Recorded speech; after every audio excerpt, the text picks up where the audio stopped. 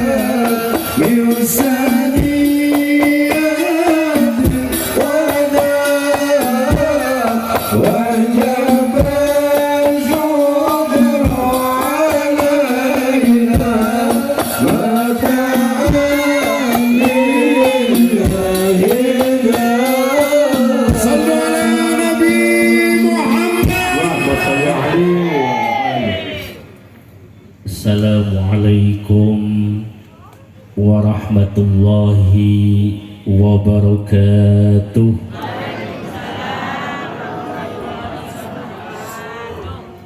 Jeneng sepi temen ya.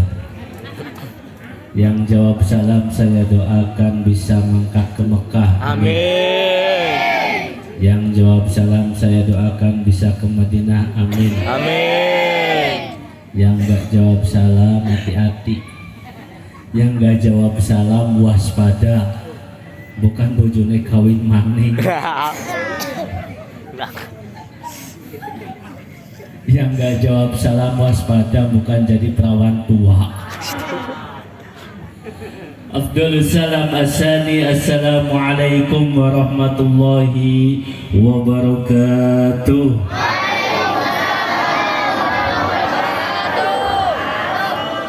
Alhamdulillahil awwal qabla kulil awwal wal akhir ba'da kulil akhir wal awwalu wal akhiru wal zakhiru wal batin. Assalatu wassalamu ala asrafil anbiya'i wal mursalin imamil muttaqin sayyidil khuril muhajjalin wa ala alihi wa ashabihi mujahidina tahirin. Amma ba'du.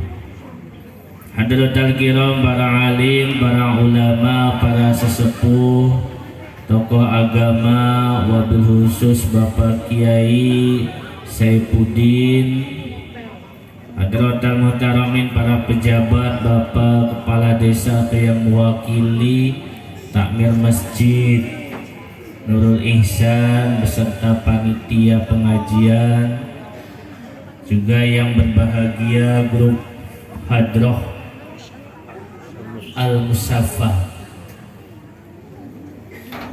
Ini juga yang saya banggakan, yang punya sound system ini. Sound systemnya bagus ini. Ah? Namanya apa? GW Pras Audio. Mana ya yang? Oh iya itu. Oh Bose ya. Namanya siapa? Mas Haji Nizar ya. Kayak kenal ya. Ibnu apa ya? Ibnu. Doakannya mudah-mudahan sound sistemnya laris manis, amin.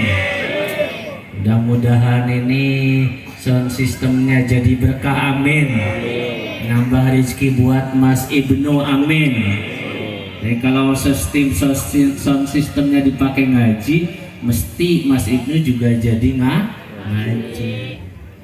Mas Ibnu beli roti di toko Jogja, mahayu orang sama ngaji, insya Allah dapat pahala, insya Allah dapat pahala. Salatullah ala Toha Rasulillah. Salatullah salamullah ala Yasin Habibillah.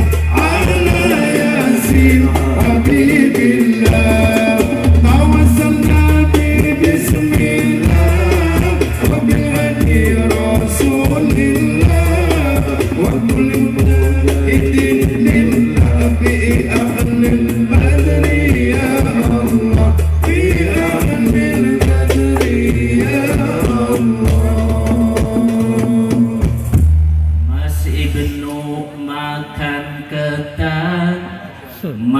ketan berempat. Hayu kita sholawatan, insya Allah dapat syafaat. Insya Allah dapat syafaat. Salatullah salamullah ala Rasulillah. Salatullah salamullah ala Yasin Habibillah.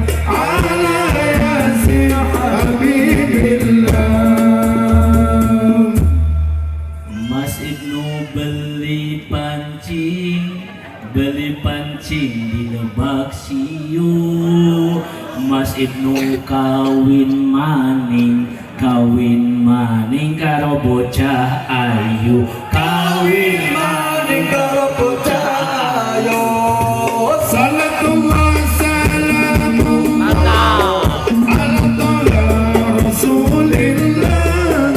Salatullah salamullah ala Yasin Habibillah. Ala Yasin Habibillah. Mas Ibnu punya sound sistemnya baru-baru. Mas Ibnu jadi senewan gara-gara diledekin melulu. Gara-gara diledekin melulu.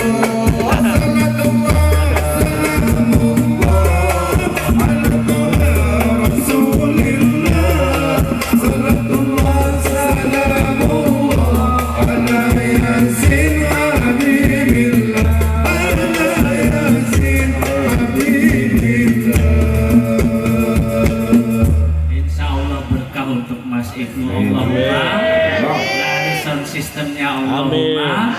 Besok kalau ada pengajian lagi nyewa sound sistemnya sama Mas, insya Allah dapat potongan 10%. Allahumma amin.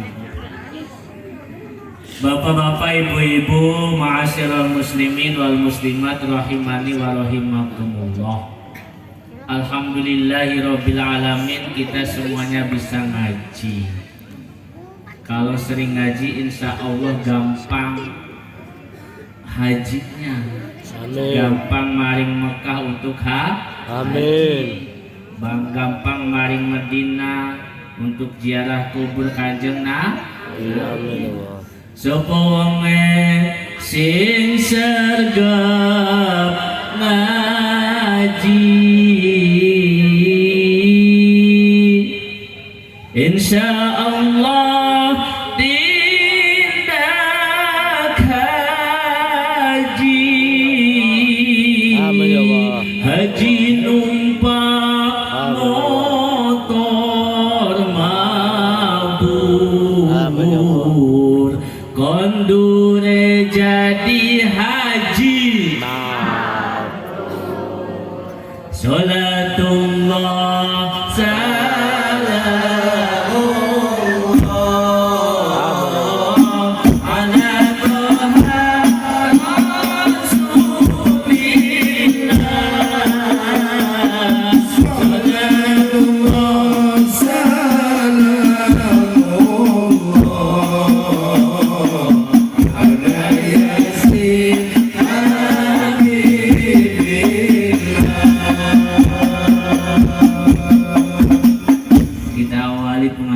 dengan sholawatan ben berkah Allahumma Amin.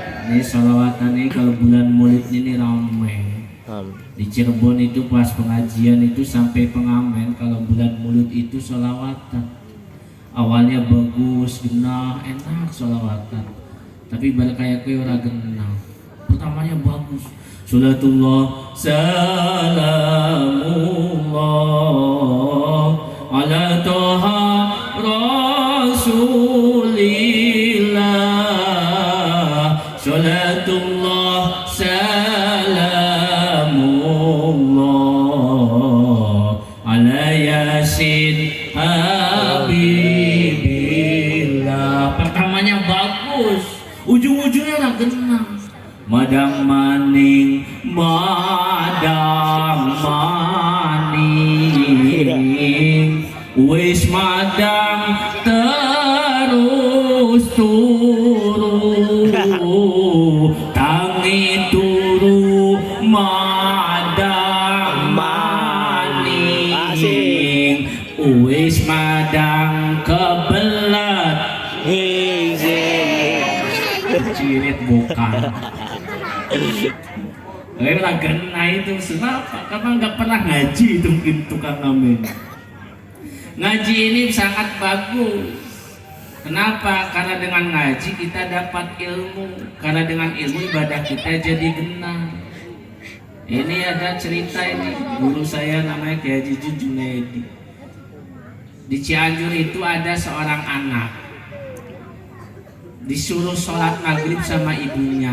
Anaknya nggak pernah ngaji, tiap hari mainan HP, bangun tidur main HP, ban madang juga main HP, habis ngising juga main HP. udah pernah ngaji. Disuruh sholat sama ibunya, lek atau jam kalau bahasa Sunda, sholat nopo bu, sholat apa bu?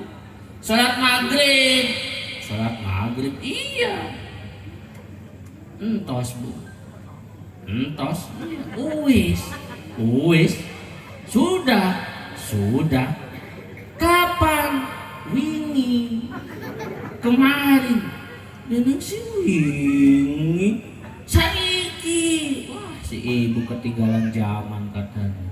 Ketinggalan zaman gimana? Ini saya dikasih tahu nih di WA grup teman saya katanya. Dikasih tahu gimana? Ini ada sholat maghrib khusus untuk sholat maghrib katanya. Itu untuk satu kali sholat satu kali dia bisa dirapel sampai 1 minggu ke depan. Iya, kata siapa? Ini kata teman saya. Temannya kata siapa? Ya temannya mau kata temannya lagi. Temannya lagi kata siapa? Ya mungkin kata internet atau kata siapa lah. Emang ada caranya? Ada. Lu gimana sih caranya? Masa sholat maghrib sekarang 1 minggu ke depan gak usah sholat maghrib? Usolitnya yang diganti. Kata siapa? Kata teman saya. Nah terus kalau usolitnya seperti ini, usoli pandal maghribi salah rakaat mustaqbilal qiblati ada lillahi ta'ala, itu 1 kali berlakunya. Sholat maghrib itu berlakunya itu berarti besok harus sholat lagi, besok harus sholat lagi. Nah iya. Nah terus kata teman saya, temannya kata siapa? Ya mungkin kata temannya lagi karena nggak ngaji. Itu kalau pingin 1 minggu ke belakang itu nggak usah sholat maghrib lagi, usolitnya diganti. Diganti kayak gimana? Diganti seperti ini. Gimana? Usolli fardal maghribi Selasa, Rabu, Kamis, Sabtu, Ahad, Senin. Ini akibat anaknya tidak pernah ngaji. Kenapa nggak pernah ngaji? Nggak pernah nyari ilmu, nggak pernah pesantren, nggak pernah di pondokan. Tiap harinya main HP, informasinya dari HP. Ya seperti itu.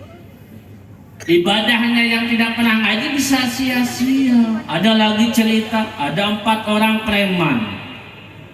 Insaf itu sadar. Kemudian dia sholat.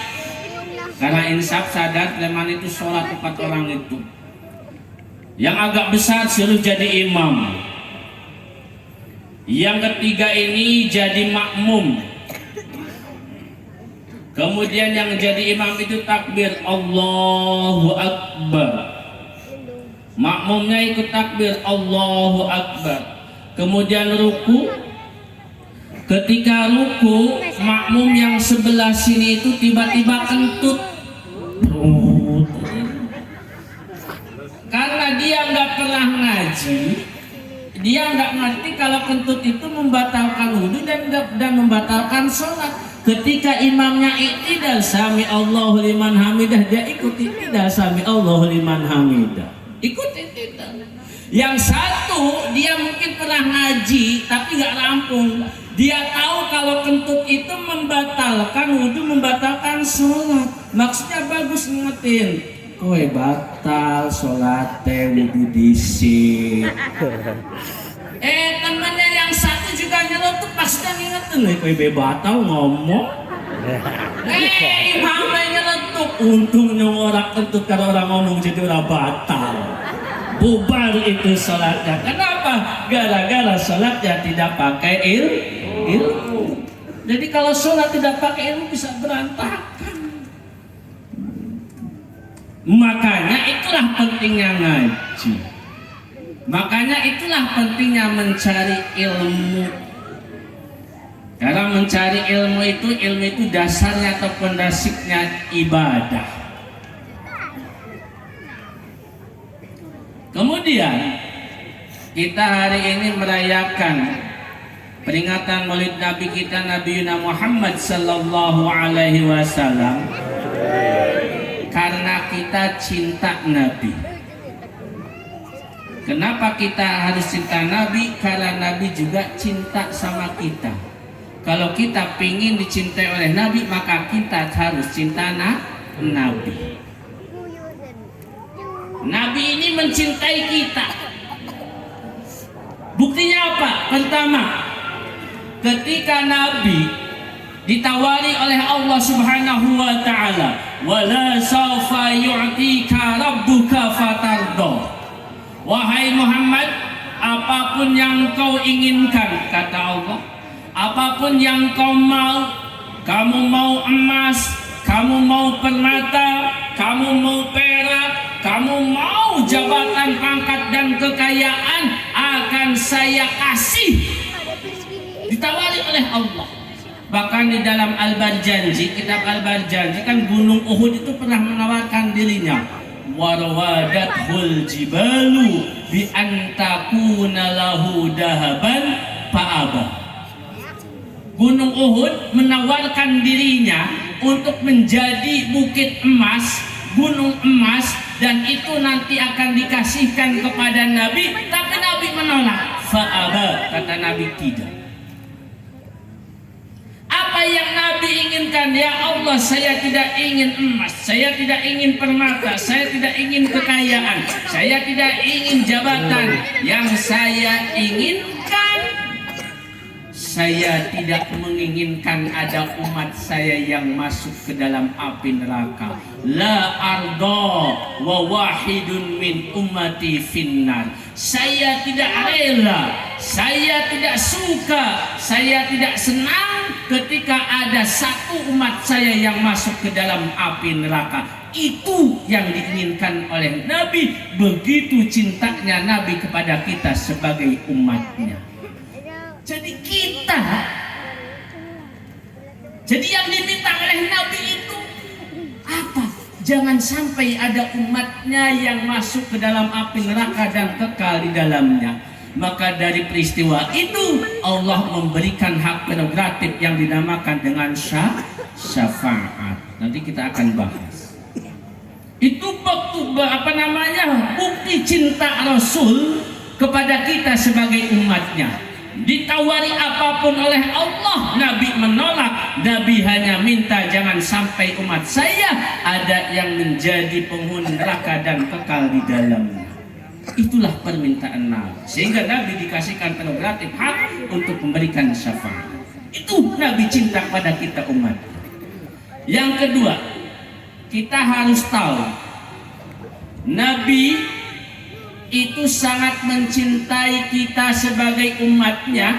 Ketika Nabi menjelang wafatnya, sama wafatnya pada tanggal 12 Rabiul Awal, ketika itu turunlah malaikat Israil.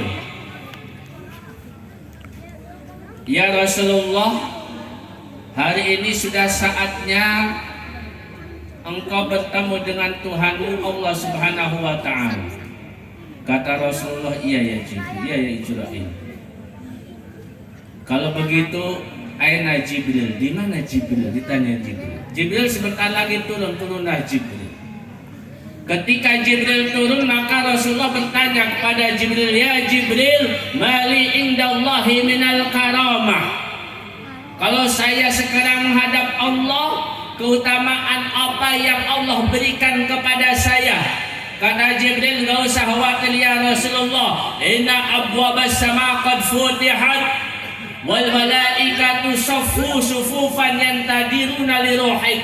Sesungguhnya pintu langit sudah terbuka dan para malaikat menunggu, semuanya menunggu, berbaris semuanya menunggu kedatangan ruhmu yang mulia itu ya Rasulullah. Kata Rasulullah, itu saya ya Jibril. Iya.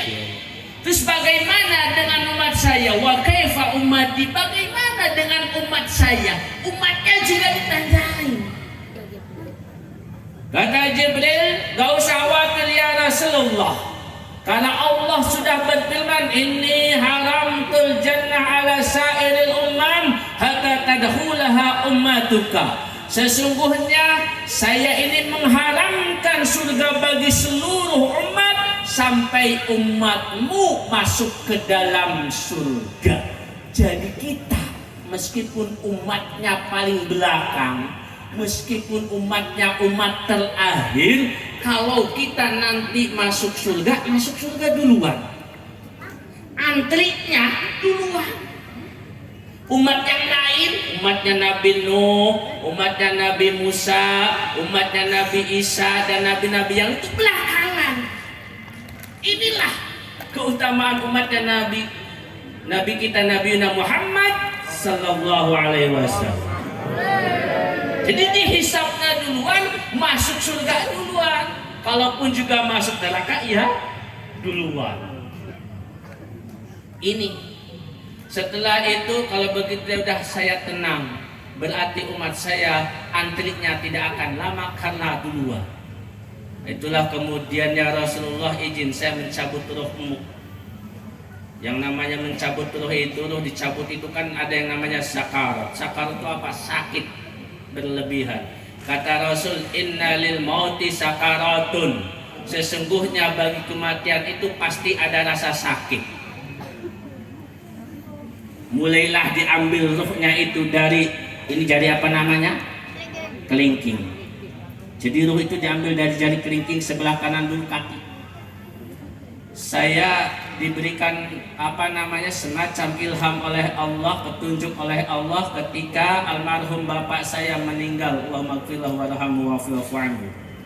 Ketika itu dimasukkan ke ICU, ketika sudah agak kritis dipanggillah semua anak-anaknya, termasuk juga ibu saya, dan saya memperhatikan bagaimana proses sakaratul maut itu terjadi kepada bapak saya.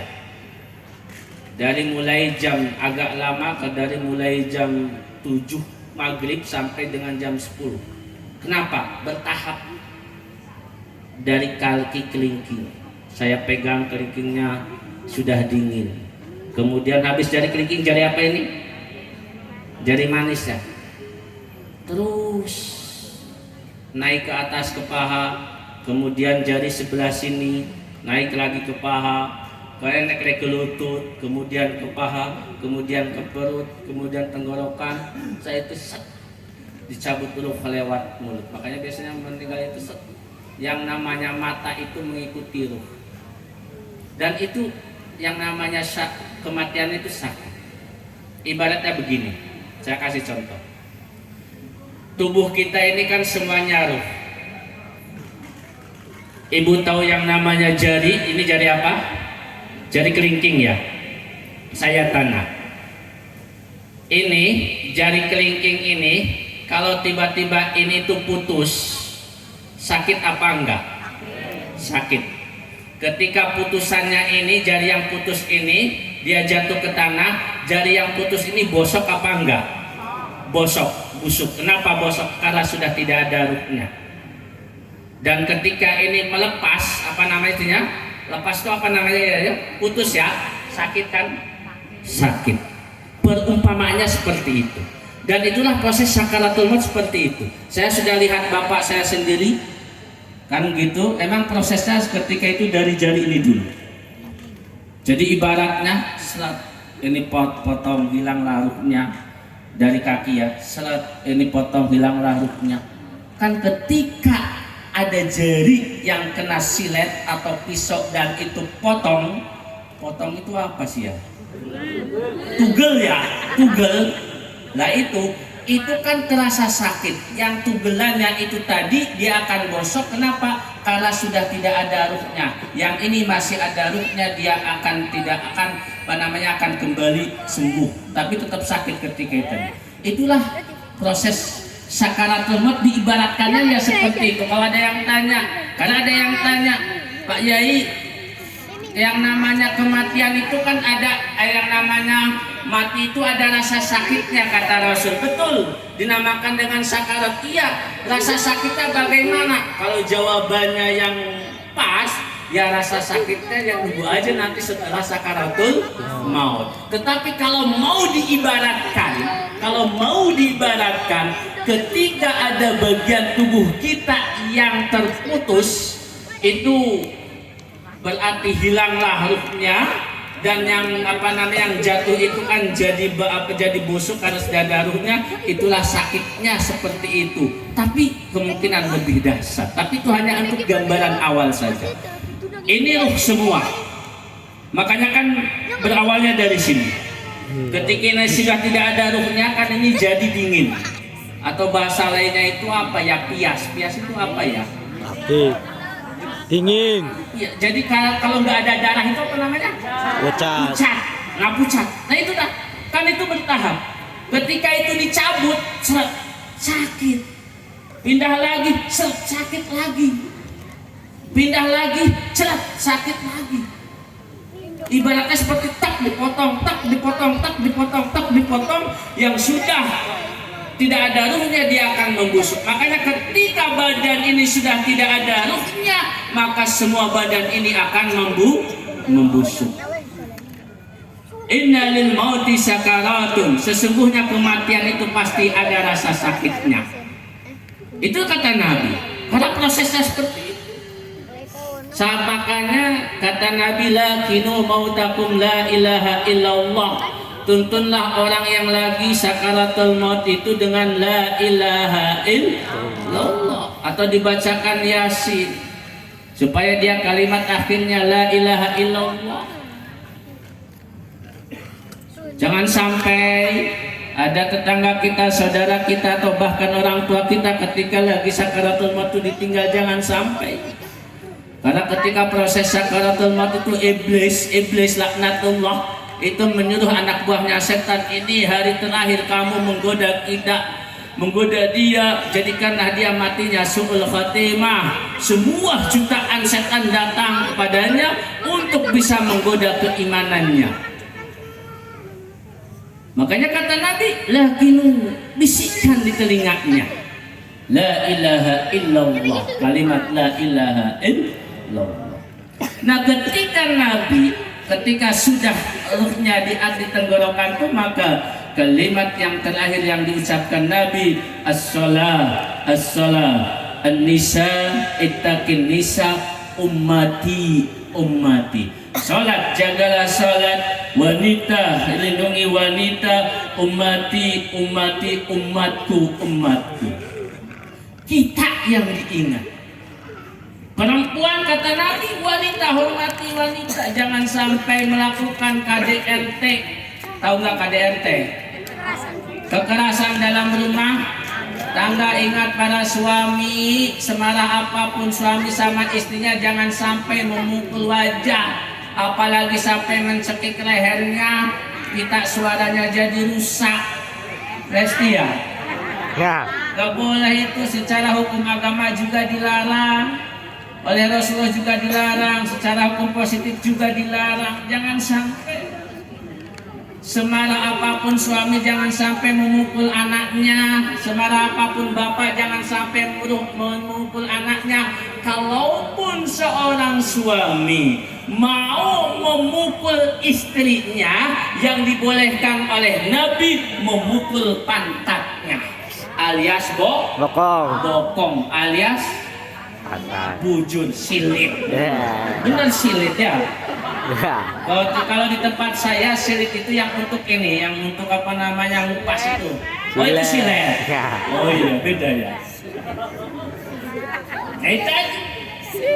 Makanya kalimat terakhir yang diucapkan oleh Nabi ketika menjelang wafatnya, umatku. Kita umatnya yang diingat. Kenapa? Karena Nabi begitu cinta kepada kita umatnya. Tidak hanya sampai itu, ketika yaumul ba'as, hari kiamat, semua yang namanya makhluk dimatikan. Hanya Allah lah yang tidak mati, ya Hayyu ya Qayyum yang maha hidup. Semua mati, malaikat juga mati. Yang pertama kali dihidupkan adalah malaikat Israfil dan Jibril. Kemudian saya itu diperintahkan Jibril, ya Jibril, jemputlah kekasihku Muhammad sallallahu alaihi wasallam. Kemudian Jibril menjemput, dibangunkanlah Nabi kita Nabi Muhammad sallallahu alaihi wasallam. Ketika sudah dibangunkan, Nabi bertanya kepada Jibril, ya Jibril, ayyu yaumin hadza? Wahai Jibril, ini hari apa? Hada maw'ada Rahman, kata Jibril. Inilah hari yang dijanjikan oleh Allah, inilah hari kiamat. Kalau ini hari kiamat ya Jibril, ena tarakta umati, di mana umat saya? Jadi yang pertama kali ketika Nabi dibangkitkan dari alam ba'as di hari kiamat itu, yang ditanya itu kita umatnya. Umatnya, ingatnya kepada umatnya. Begitu cintanya Nabi kepada kita sebagai umatnya. Ketika setelah itu dihisab, ketika dihisab pun umatnya Nabi berdoa, Allahumma yassir wa sahil hisabahu. Ya Allah mudahkanlah, ya Allah gampangkanlah hisabnya. Ini syafaat yang pertama. Jadi syafaat yang pertama yang Nabi berikan di hari kiamat itu pada umatnya, ya Allah mudahkanlah hisabnya. Ya Allah janganlah perberat hisabnya, dimudahkanlah hisabnya. Setelah dihisabkan umatnya Nabi lanjut ke yaumul mizan. Dihisab, dihitung amal kebaikan dan amal keburukannya, kemudian masuk ke yaumul mizan. Hari di mana amal kebaikan dan keburukannya itu ditimbang. Amma man thaqulat mawazinuhu fahuwa fi 'ishatir radiyah. Barang siapa yang berat amal timbangan kebaikannya dan lebih ringan amal timbangan keburukannya, maka dia akan mendapatkan kebahagiaan. Wa amma man khaffat mawazinuhu, tetapi sebaliknya barang siapa yang ringan amal timbangan kebaikannya, lebih berat amal timbangan keburukannya, fa ummuhu hawiyah, maka tempat kembalinya adalah neraka hawiyah. Ketika ada umatnya Nabi ditimbang amal kebaikannya dan amal keburukannya ternyata sama atau lebih berat kepada amal keburukannya, maka Nabi memberikan syafaat memohon kepada Allah, Allahumma sakil mawazinahu, ya Allah beratkanlah amal timbangan kebaikannya. Karena atas syafaatnya Nabi yang tadinya seimbang atau yang tadinya lebih sedikit lebih berat kepada amal keburukannya, karena syafaatnya Nabi lebih berat kepada amal kebaikannya. Ini syafaat yang diberikan ketika yaumul mizan. Tidak hanya itu, setelah selesai dihisab dan dimizan, maka akan umat semua manusia akan disuruh berjalan di atas sirat. Sirat itu jembatan seperti rambut. Ini rambut ya. Bahasa Jawanya apa? Rambut. Nah ini modus aja supaya bisa garuk-garuk ya. Rambut yang dibelah 7. Suruh lewat di atas sirat tadi. Makanya kan kalau di Sunda itu kan itu ada ininya. Ada apa namanya itu ya? Ada nadomnya. Dupi nupang payuna nungalangkung kana cukang, serta eta cukang seukeut oge panjang, serta eta cukang seukeut alah batan pedang, dihandapna dicawisan neraka ngemplang. Dupi neraka sadayana aya 7, hiji jahanam, kadua neraka lada, tilu hutomah kaopat neraka sa'ir, 5 syakor kagenep neraka jahim, katujuhna neraka hawiyah, katujuhna neraka hawiyah. Sirat, di dalamnya di bawahnya itu ada pintu neraka jahanam, pintu neraka Ladha,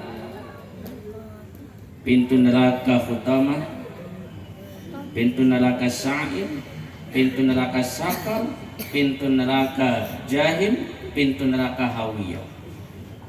Pintunya ada umatnya Nabi Muhammad SAW lewat di atas sirat itu tadi.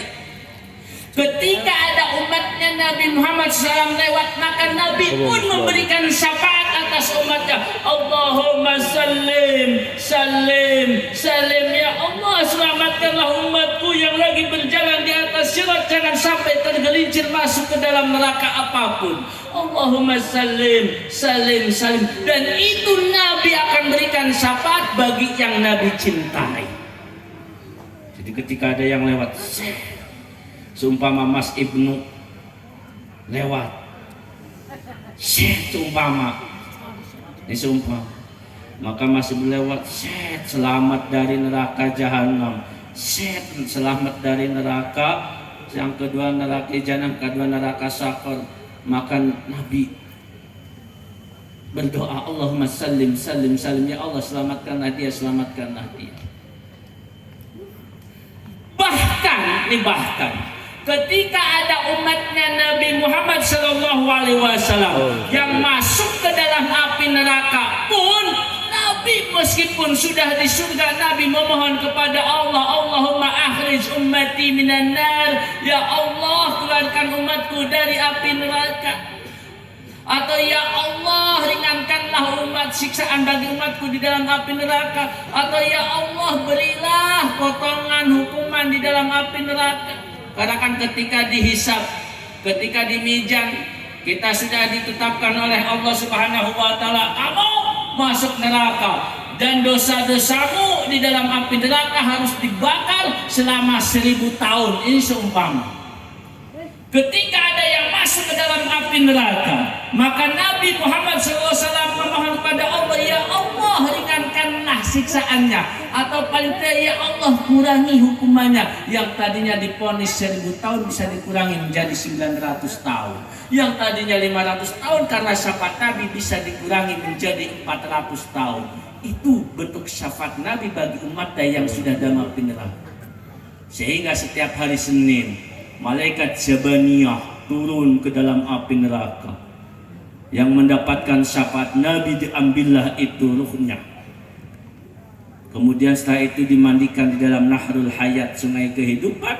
Setelah itu dipersilahkan, silahkan, karena potongan karena hukuman Anda di dalam neraka sudah dipotong, sudah selesai karena syafaat Rasulullah Muhammad SAW. Nabi tidak mau umatnya menjadi penghuni neraka yang kekal. Tidak mau, makanya memberikan syafaat supaya segera diangkat dari api neraka. Begitu cintanya Nabi. Ketika di surga pun Nabi juga berdoa dan berikan syafaat bagi umatnya supaya diangkat derajatnya di surga.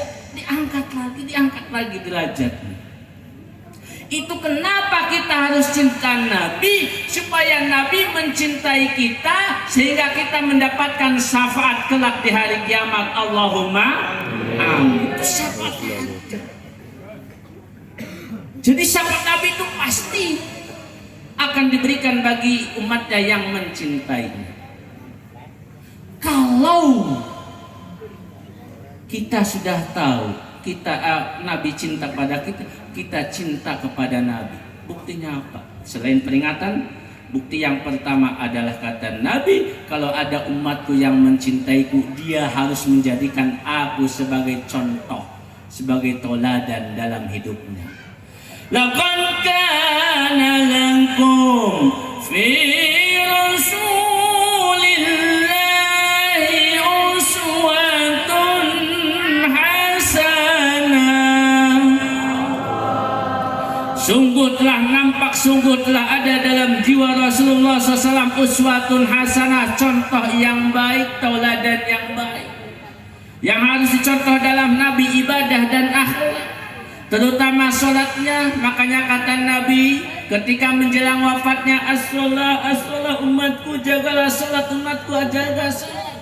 Kalau orang ketika umat Islam tidak menjaga sholatnya, hancurlah agamanya. Ibaratnya seperti ini. Ini rukun Islam kan ada 5: syahadat, sholat, terus zakat, puasa, terus haji. Ini adalah agama dan ini adalah rukunnya. Seret dipegang. Ini ditutup dulu. Ketika ini adalah agama dan ini adalah rukun Islam. Ketika ada umat Islam yang tidak haji atau yang belum haji, agama masih bisa dipegang. Ketika ada yang tidak puasa, ini agama masih terpegang. Ketika ada yang tidak zakat, masih agama masih terpegang. Tetapi ketika dia tidak sholat, jatuhlah itu agama. Paham? Ini orang tak terangin mana? Ki agama. Agama itu kan kalau dia didirikan oleh syarat, maka agamanya akan berdiri. Ini taruhlah yang 5 ini adalah rukun Islam. Ketika dia tidak haji, ini masih bisa dipegang agama. Ketika dia tidak puasa, agama masih terpegang. Ketika dia tidak zakat, agama masih terpegang. Tetapi ketika dia lepas sholatnya, jatuh itu agama. Paham? Paham. Makanya kata Nabi, as-salatu imaduddin, faman aqamaha faqad aqamadin, faman tarakaha faqad hadamadin. Salat itu tiangnya agama. Kalau salatnya tinggal, hancur itu, jatuh tadi agamanya. Makanya pesan Nabi, salat tidak boleh ditinggal. Kalau sholli qa'iman, salatlah kalian sambil berdiri. Fa in lam tastati, berdiri salat. Kalau tidak bisa, silahkan fa qa'idan, sambil duduk. Duduk sih kayak gini tidak bisa, ya selalu tidak apa-apa. Misalkan umpama kene rematik, ya. Kalaupun duduk tidak bisa, ya sambil berbaring. Praktek Kalau berbaring sudah tidak bisa, ya berarti tinggal di Latin. alias Latin. karena sholat itu tidak boleh ditinggal. Tak. Siapapun wajib sholat, harus sholat. Orang kaya sholat, orang miskin sholat. Pejabat sholat, rakyat biasa sholat. Sayang si orang kaya yang tidak sembahyang. Sayang si orang kaya yang tidak sembahyang. Nabi Sulaiman kaya, tetap rajin sembahyang. Nabi Sulaiman kaya, tetap rajin sembahyang. Sholli wa sallim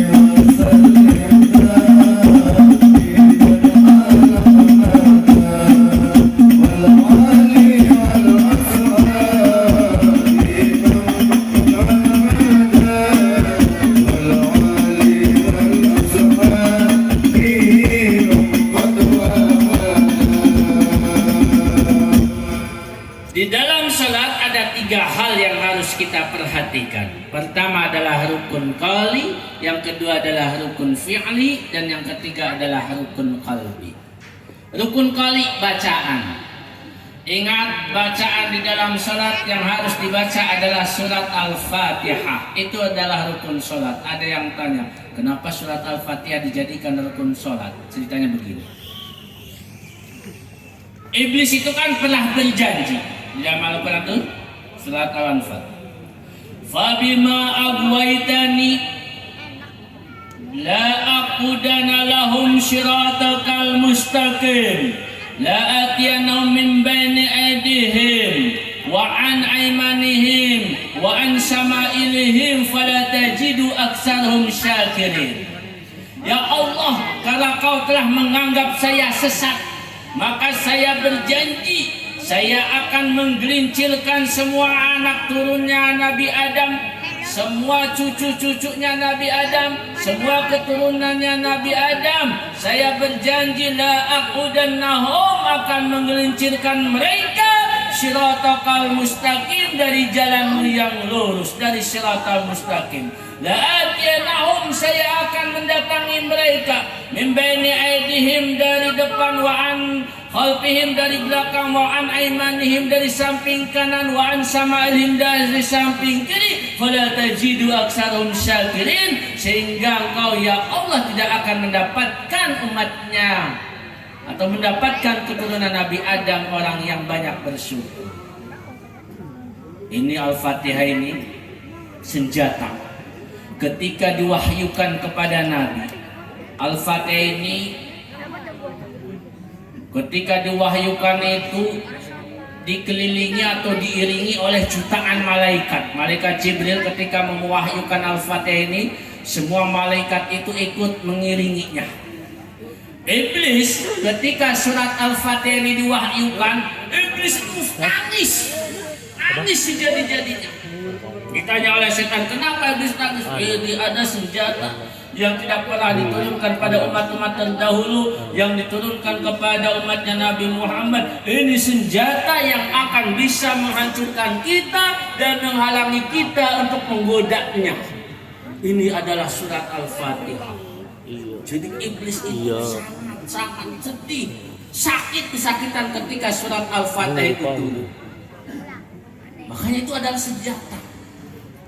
Jadi yang namanya surat Al-Fatihah itu seperti cek kosong, tergantung dia digunakannya. Kalau dia surat Al-Fatihah ini dikirimkan untuk orang yang meninggal sebagai hadiah pahala, insya Allah dapat hadiah pahala, cek kosong. Kalau surat Al-Fatihah ini misalkan digunakan, ditiupkan kepada apa yang namanya air untuk menyembuhkan penyakit, dibaca kemudian ditiupkan kepada air surat Al-Fatihah gitu ya, ditiupkan, maka insya Allah ini air yang ditiupi surat Al-Fatihah ini akan menjadi obat, khususnya bagi obat-obat yang terkena santet, pelet dan lain sebagainya. Ketika surat Al-Fatihah dibacakan sebagai pembuka acara, insya Allah acaranya akan lancar. Amin. Surat Al-Fatihah itu bagaikan cek kosong, tergantung orang mengucapkannya untuk apa. Makanya surat Al-Fatihah itu ketika dipakai sholat, iblis itu sangat ketakutan. Makanya kan kita wajib membaca surat Al-Fatihah paling tidak sekali ini, sehari ini berapa kali? 17 kali, yaitu dalam sholat fardu. Ini Al-Fatihah. Makanya di Kuningan, karena tahu khasiatnya surat Al-Fatihah, tergantung sebagai cek yang kosong, tergantung dia digunakan. Ini ada orang Kuningan yang ngasih nama anaknya dari surat Al-Fatihah semua. Anak yang pertama Alhamdulillahirabbil alamin dikasih nama Alam. Anak yang kedua Ar-Rahmanir-Rahim dikasih nama Rahim. Anak yang ketiga Maliki Yaumiddin dikasih nama Udin. Anak yang keempat Iyyaka na'budu wa iyyaka nasta'in dikasih nama Ta'in. Anak yang kelima Ihdinas Shiratal Mustaqim dikasih nama Mustaqim. Giliran anak yang keenam dikasih nama Dolin. Endol bae jeung ulin. Karena nggak ngerti artinya. Tapi ada bagusnya, kenapa kasih surat Al-Fatihah? Biar gampang. Gampang apa? Biar gampang kalau manggil. Jadi kalau manggil itu nggak usah manggil satu orang.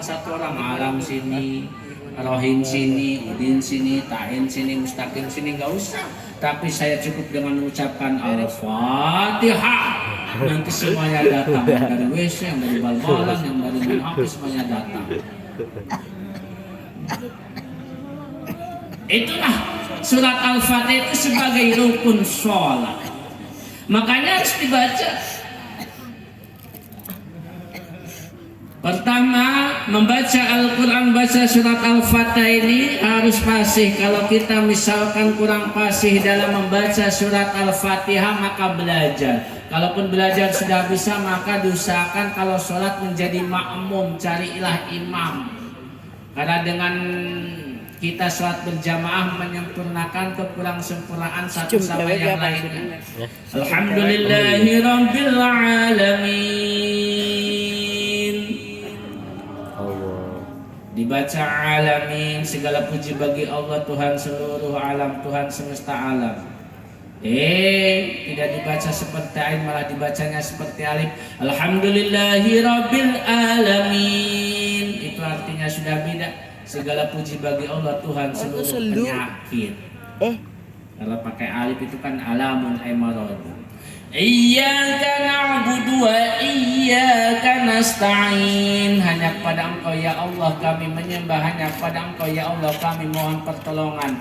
Ya-nya dihilangkan, tasdidnya dihilangkan. Iyyaka na'budu wa iyyaka nasta'in. Itu artinya adalah sinar mataharimu yang kami sembah, sinar mataharimu yang kami mohon pertolongan.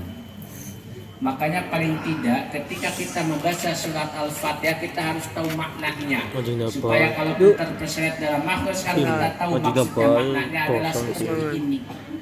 Ataupun kalau kita misalkan tak fasih ingin sempurna sholat bacaan kita, maka sholatlah berjamaah di masjid, di musola ataupun sholat berjamaah. Supaya apa? Supaya dengan berjamaah menyempurnakan kekurang sempurnaan bacaan kita. Yang kedua harus tartil. Warantilil Qur'ana tartila. Bacalah Al-Quran dengan tartil. Jangan mentang-mentang arep arisan mau kondangan bacaan Al-Fatihah yang ngebut banget. Allahu Akbar. Bismillahirrahmanirrahim. Alhamdulillahirrahmanirrahim. Ya kan abudu yang senednya dalil. Amin. Itu yang dibaca Al-Qur'an. Bismillahirrahmanirrahim. Qul ya ayyuhal kafirun a'budu ma ta'budun wa ma'buduna ma'bud wa la na'budu ma ba'tum wa antum ma'buduna ma'bud wa na'budu ma ba'tum wa antum ma'buduna ma'bud wa la na'budu ma ba'tum wa antum ma'buduna wa la ana wa la antum wa la ana wa la antum. Golek di ujung ayat orang nemu. Ada pada orang nemu wis kasar tiba-tiba ujug-ujug innasani akahwal abtar. Itu bisa jadi kalau Banten itu seperti itu, ketukar itu. Bisa jadi ketukar juga.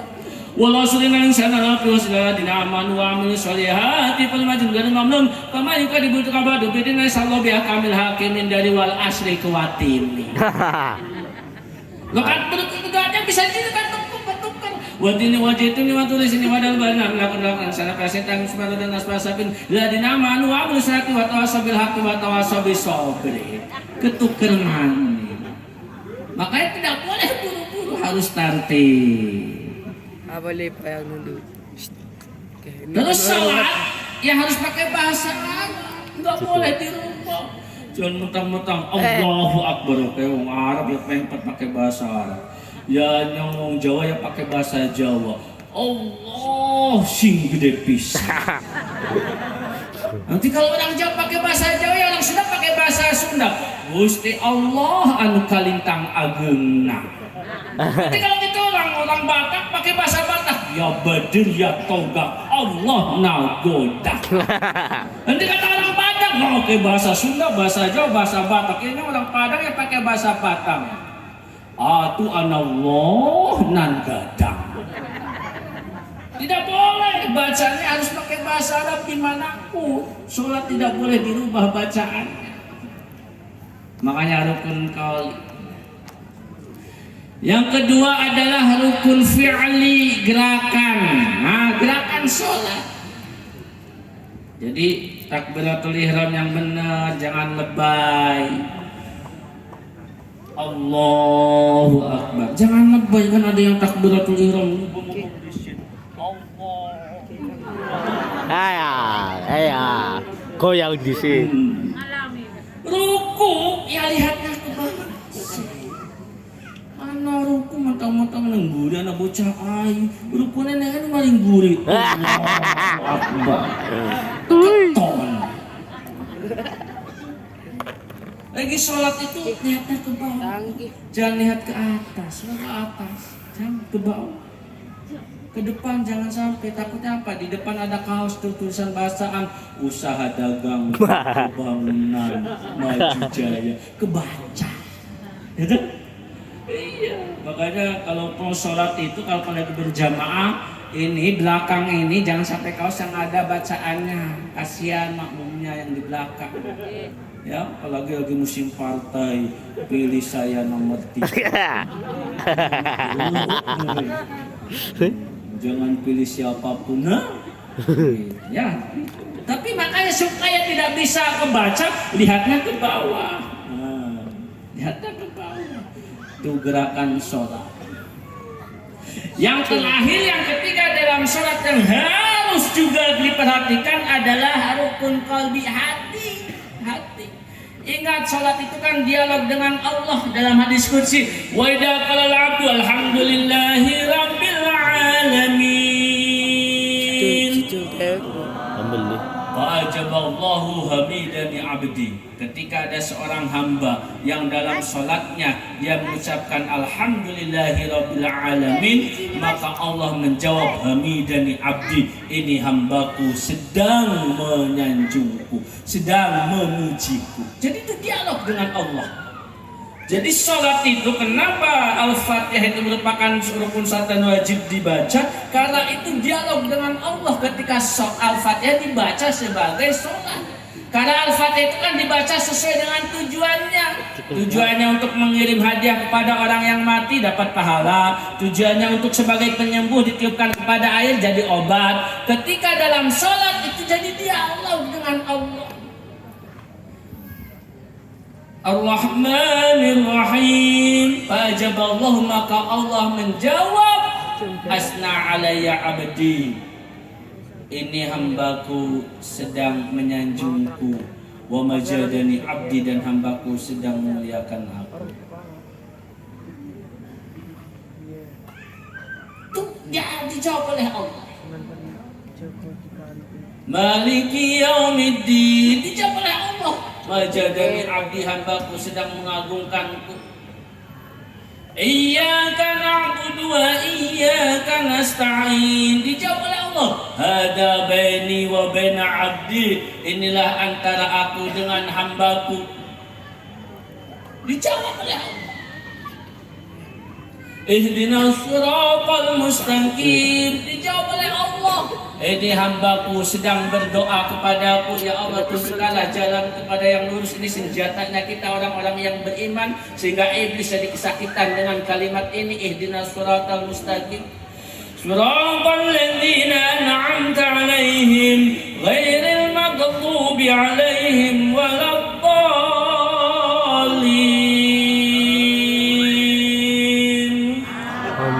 Maka dijawab oleh Allah, wali abdi masa'ala, bagi hambaku yang ia pinta. Jadi sholat itu dialog dengan Allah, ngobrol dengan Allah. Itu dalam inti dari surat Al-Fatihah ketika dibaca dalam sholat. Makanya jangan sampai ketika sholat pikirannya melayang-layang. Allahu Akbar, Bismillahirrahmanirrahim. Dina apa ya? Alhamdulillahirabbil alamin. On bedina Sabtu. Ya astagfirullah. Ar-Rahmanirrahim. Oh besok Minggu. Jangan sampai. Makanya kalau kita merasa rukun qauli kita masih kurang, rukun fi'li kita masih belum pas, rukun qalbi kita masih kurang pas, maka solusinya adalah sallu jama'atan, sholatlah secara berjamaah. Karena dengan sholat berjamaah itu menyempurnakan satu dengan yang lainnya. Imamnya fasih menyempurnakan makmum. Mungkin imamnya lagi punya pikiran, makmumnya dia khusyuk, maka kekurang sempurnaan imam disempurnakan oleh makmum. Satu sama yang lain itu saling melengkapi. Itu makna dibalik sholat berjamaah. Nah, besok habis pengajian ini masjid ini jadi penuh. Allahumma Amin. Yang berikutnya yang harus dicontoh dari Nabi adalah akhlak. Pertama, akhlak seorang istri sama suami. Ini istri dulu. Ingat, seorang istri itu wajib taat sama suami. Ini saya ngomong sama ibu-ibu ataupun sama mbak-mbak yang sudah menikah. Jangan sampai aja nanti di rumah ada suami tapi istri itu bolak-balik main HP. Bolak-balik HP, kalau nggak snack video ya TikTok. TikTok. Suaminya dicuekin. Jangan. Suami itu sumber pahala. Kata Imam Ali, ketika ada seorang istri menatap wajah suami, ikhlas karena Allah, ridho karena Allah, maka nilai pahalanya sama dengan melihat Ka'bah. Teman saya yang untuk apa maning nek bojone hitam persis Ka'bah temenan. Begitu juga apabila seorang istri mencium suami, nggak usah lama-lama, cukup 7 kali saja. Jotor itu bibir. Itu nilai pahalanya sama dengan mencium Hajar Aswad, 70 dosa kecil hilang. Nanti habis ini dipraktekkan loh Bu. Ya suami nyampe ke rumah, Pak nenek, apa? Nenek Pak. Harus biasa. Hajar Aswad karena Allah SWT. Kalau bapak nih ngaji sih, wah sip, berarti berhasil pengajiannya, mantap. Tapi nek kaya nek bapaknya orang melu ngaji, bapaknya nek rumah orang melu ngaji dia nggak ngerti. Dia neng sih kue bat pengajian jadi gemblong. Gue juga jadi nyosor. Karena ngaji itu harus berdua biar tahu ilmunya. Begitu juga kalau duduk, jangan sampai duduk itu samping jajaran. Kalau duduk itu suami istri itu berhadapan, ini suaminya, ini istrinya. Di depan rumah, ini suami, ini istrinya, atau ini istri, ini suaminya, ditatap itu wajah suaminya. Anak tetangganya lewat, lagi apa mbak ke, lagi dalam Ka'bah. Alhamdulillah. Itu jangan bolak-balik main HP. Pagi HP, siang HP, sore HP, bojonan yang umah dicuekin rugi. Nggih, apa Bu? Jadi nanti dipraktek. Begitu juga dengan bapak-bapak. Bapak-bapak, saya ingatkan istri itu, akhlak kepada istri itu ya, kalaupun menyuruh itu dengan baik. Manggil istri itu yang disenangi oleh istri. Jangan mentang-mentang istrinya nun sewu, jangan mentang-mentang istrinya pesek dibilang pesek kan ya? Pesek? Kenapa? Jangan mentang-mentang istrinya jalit hitam, jalit tengen. Jalit tengah. Panggil dengan yang bagus-bagus itu akhlak seorang suami. Ya Humairah kalau Nabi itu. Wahai pipinya yang kemerah-merahan. Asik. Ibu kalau mau dipanggil oleh suami itu kalau bagus di rumah itu harus dandan. Harus dandan, yang namanya dandan itu untuk suami. Jangan sampai ini dandan pakai bedak, nggak ada bedak dipakai tepung. Ininya pakai lipstick, nggak ada lipstick ya pakai betadine obat merah. Ya. Ininya pakai shadow, nggak ada shadow ya pakai arang. Itu kadang-kadang ibu kalau udah dandan kayak gitu, kalau nggak arisan ya kondangan. Di rumah banter-banter pol-pol pakai daster yang 3 minggu nggak pernah dicuci. Nah itu. Bapaknya datang habis masak, mana ininya lemon sama arang, kata bapak, dan anak kucing galak. Ya ingat, berdandan itu untuk suami di rumah itu supaya suami rumah itu dandan yang cantik, yang wangi. Akhlak seorang istri kepada suami. Begitu juga dengan tetangga. Tetangga, kata Nabi itu, man kana yu'minu billahi wal yawmil akhir falyukrim jarahu. Barang siapa yang beriman kepada Allah dan hari akhir, maka muliakanlah tetangga. Ibu kalau masak sop itu diperbanyak airnya, kata Nabi, idza tabahta maraqatan fa'aksin ma'aha. Kalau kamu masak sop maka perbanyaklah airnya, biarin tetangga dikasih air. Iya emang begitu. Jadi kita makan sop baunya tercium tetangga, perbanyaklah aja airnya. Bu, ini ada sop, saya pada dagingnya sedikit, ibu dapat airnya. Nggak apa